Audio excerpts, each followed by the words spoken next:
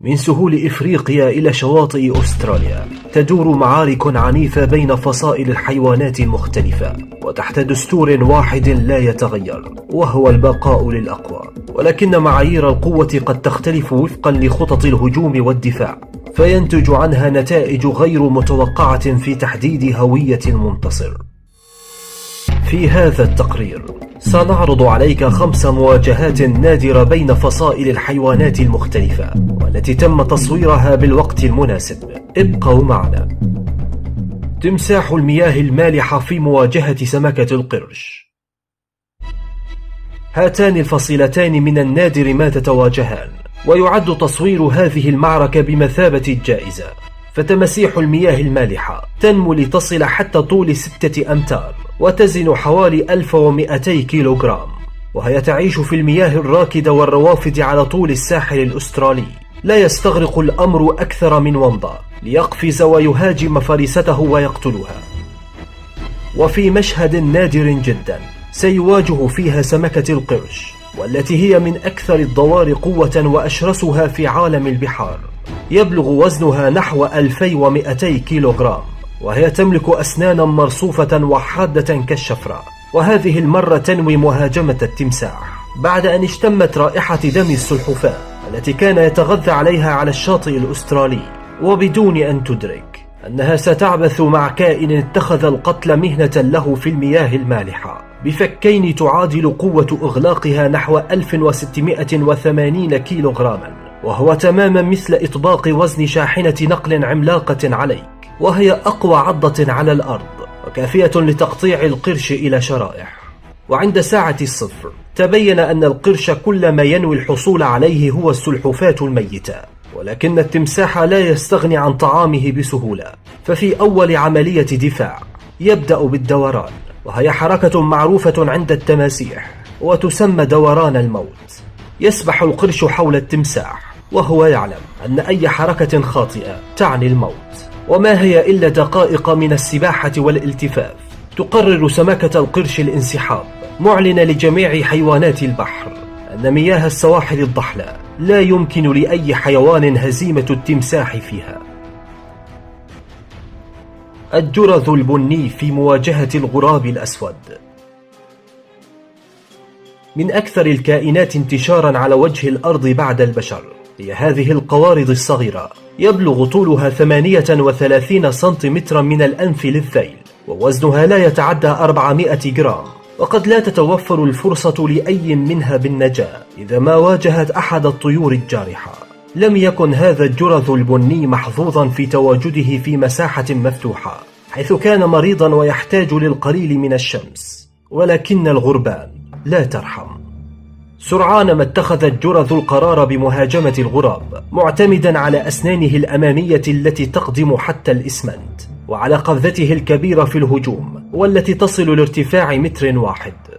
أحس الغراب بصعوبة الموقف، فبدأ بمهاجمة الجرذ من الذيل بشل حركته وإنهاكه. ولكن ذلك لم يفلح معه، بل وعلى العكس استخدمه كوسيلة لضرب الغراب وإبعاده. وبشكل مذهل وغير معقول انتصر الجرذ على الغراب، واستطاع الهروب إلى مجاري الصرف الصحي.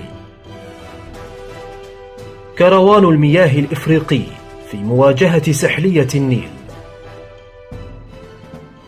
بطول 41 سنتيمترا ووزن 255 جراما، هذا الحيوان بمثابة وزن الريشة على حلبة الصراع بين الحيوانات، ولكنها تستخدم أسلوبا قديما ومحنكا في حماية بيوضها، فهي تضعهم بجانب سنتيمترات من بيوض التمساح، وبهذا تكون بيوضها مؤمنة. وفي المقابل توفر لبيوض التمساح خط دفاع أولا عندما يكون بعيدا عنها، وبالأخص من سحلية النيل التي يصل طولها إلى 183 سنتيمترا وتزن 9 كيلوغرامات، وهي أثقل من كروان المياه الإفريقي ب35 ضعفا. وطعامها المفضل هو البيض، سواء أكان للتماسيح أو الطيور. قد لا يستغرق الأمر سوى لحظات لسرقة البيوض وأكلها، وعندما يغادر التمساح تحين الفرصة أمام سحلية النيل، فتتحتم المعركة على كروان المياه الإفريقي للدفاع عن بيوضها أو الموت. في في بداية الأمر تفتح جناحيها وتنفش ريشها لتضاعف حجم جسمها 3 مرات، ومن ثم توجه سلاحها القاتل، وهو منقار حاد بطول 5 سنتيمترات نحو نقطة ضعف السحلية وهي عيناها. ولكن الأمر ليس بهذه البساطة، ومع ذلك تدافع الطيور عن بيوضها وبيوض التماسيح، وتستمر المعركة لفترة طويلة بدون أن يستطيع أي أحد منها بالانتصار على الآخر، حتى يتغير أمر حاسم وغير متوقع. فلقد عادت الأم لحماية مملكتها، فتقرر السحلية الانسحاب فورا، فلا مجال للانتصار أمام زعيم الزواحف. الدبابير اليابانية العملاقة في مواجهة النحل. هذه الدبابير عملاقة ببساطة، يبلغ طولها 5 سنتيمترات، وتملك العديد من وسائل الدفاع والهجوم. تتميز بإبرة بطول 6 مليمترات تحمل سما فتاكا قادرا على تحرير الأنسجة في الجسم البشري، ومع ذلك فهي تهاجم وتعمل ضمن فريق واحد، دوما ما تشن هجوما مؤلفا من 30 دبورا أو أكثر، من أجل وضع بيوضها في خلية النحل، والتي تتغذى فيما بعد على عسل النحل. ولكن النحل يعادلها شراسة عندما تهدد مملكته، وفي كل معركة تحدث مجزرة في صفوف النحل المضحي من أجل سلامة المملكة، حيث يمكن لدبور واحد قتل نحلة بعضة واحدة من فكه القوي، وذلك بمعدل 40 نحلة كل دقيقة، أي أن 30 دبورا فقط قادرا على قتل خلية كاملة فيها 30,000 نحلة خلال 3 ساعات. ولكن مملكة النحل ليست بهذه البساطة، فقد ابتكرت هذه النحلات طريقة دفاعية لا مثيل لها بين كافة فصائل الحيوان أجمع، حيث تتجمع مع بعضها بشكل صف مستوي، وهي تحضر لأسلوب دفاعي لم يتوقعه الدبور الكشاف الذي قام باستكشاف خلية النحل، حيث تسمح له بدخول خليتها بدون أن يعلم أنه فخ. فقد شوت الدبور الكشاف ومحت أثره من الخلية لكي لا تستطيع الدبابير الأخرى تعقبه واكتشاف المملكة. فسبحان الله رب العالمين. أم 44 في مواجهة فأر الحقل. صحراء سونورا ليست المكان المناسب لذوي القلوب الضعيفة أبدا، فهي تحتوي على أكثر الزواحف والحشرات فتكا في العالم، ومن بينها أم 44 يصل طولها 17 سنتيمترا، حيث تعد من أكبر أقرانها في العالم، وهي مزودة بسم مركز مكون من 12 نوع من السموم، وهو أكثر فتكا من أي سم عقرب على الأرض. غالبا ما تنشط ليلا بحثا عن طعامها المفضل، وهو فأر الحقل الذي قد يبدو ضعيفا، ولكن لا تنخدع بالمظاهر، فكلاهما خداع.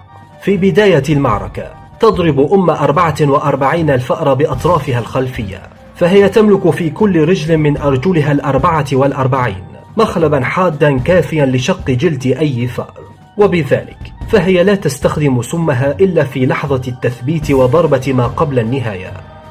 في النزال الأول نجحت في ضرب الفأر وإصابته، ولكنه حاول قضمها من المنتصف، فكانت فرصتها بالالتفاف على نفسها وتوجيه ضربتها القاتلة، ولكنها أخفقت. هذا الفأر من أنواع الفئران الوحيدة التي تتغذى على اللحم، وهذه المعركة بمثابة الغذاء له، ففي كل مرة يلتف فيها يقضمها من المنتصف لإتلاف الجهاز العصبي لها، فتستهدف عيناه بمحاولة يائسة لإيقافه، فقد بدأت بفقدان السيطرة بعد العديد من العضات التي وجهها لها، وأخيرا فقدت تاجها وسمعتها المرعبة أمام فأر الحقل الشجاع.